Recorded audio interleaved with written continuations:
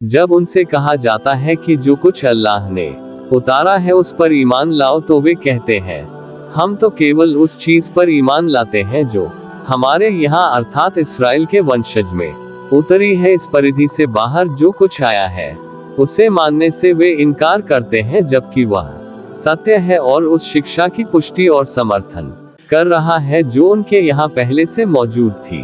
अच्छा, इनसे कहो, यदि तुम उस शिक्षा ही के मानने वाले हो जो तुम्हारे यहाँ आई थी, तो इससे पहले अल्लाह के उन पैगंबरों की जो खुद इस्राएल के वंशज में पैदा हुए थे क्यों हत्या करते रहे? तुम्हारे पास मूसा कैसी कैसी स्पष्ट निशानियां के साथ आया, फिर भी तुम ऐसे जालिम थे कि उसके पीठ मोड़ते ही बछड़े को पूज्य बना बैठे। फिर तनिक उस वचन को याद करो जो तूर को तुम्हारे ऊपर उठाकर हमने तुमसे लिया था।